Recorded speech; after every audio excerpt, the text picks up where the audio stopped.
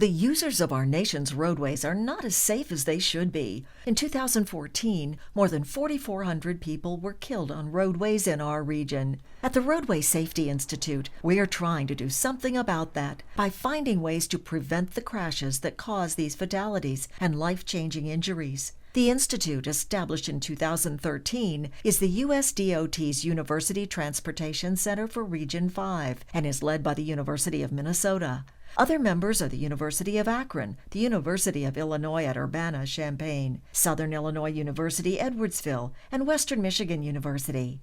The Roadway Safety Institute is focused on reducing road fatalities and crashes. We are attempting to understand driving behavior, pedestrian behavior, and basically merge the ideas from our cognitive psychologists who understand driving behavior together with our engineers so that we can affect change on the road. We are looking at older driver safety, impaired drivers, the safety of travelers on tribal lands, and rail crossing safety as some examples of difficult problems that we are trying to solve. Every year, nearly 250 people lose their lives at rail grade crossings. Here at the University of Illinois, we're looking at ways to reduce that number by understanding the cause of those accidents and figuring out investment strategies that can reduce the number of collisions that occur. We're also looking at getting data from the railroad companies to estimate when the trains will be at the crossings so that we can alert motorists to either navigate around those crossings or alert them if there's a potential collision. We're also giving this information to first responders so that they can manage their emergency fleets more intelligently when a rail crossing may be blocked. Current research shows that the rate of death and injury resulting from car crashes is significantly higher for American Indians than for other populations in the United States.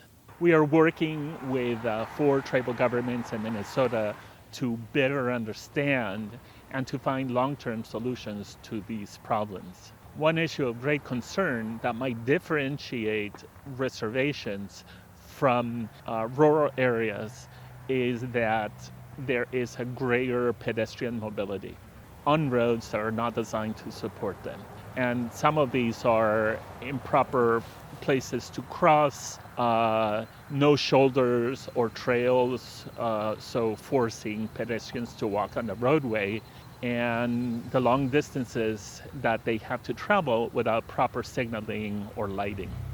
Impaired driving is a major problem in the country. The University of Akron has taken on this challenge by providing data analytics in the form of crash mapping that will help law enforcement improve their efficiency and effectiveness while providing a safe road environment.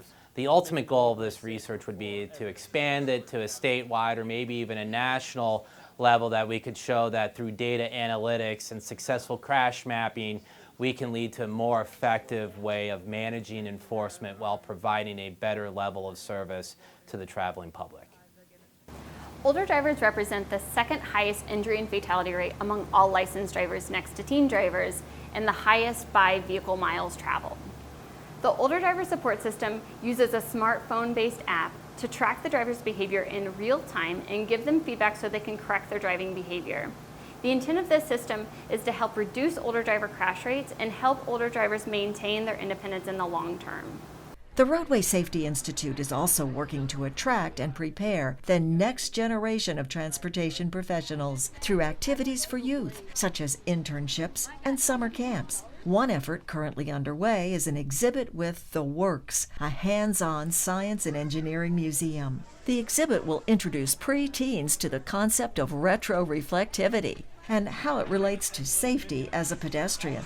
The aim is to teach kids in a fun way how to make safe travel decisions. All these ideas that we've explored in the research laboratory and on the road are now ending up in the hands of the drivers, either through the state DOTs who are deploying these technologies or through the automotive companies who are taking advantage of some of the work we've learned in order to come up with better ideas that they deploy into their vehicles for the future.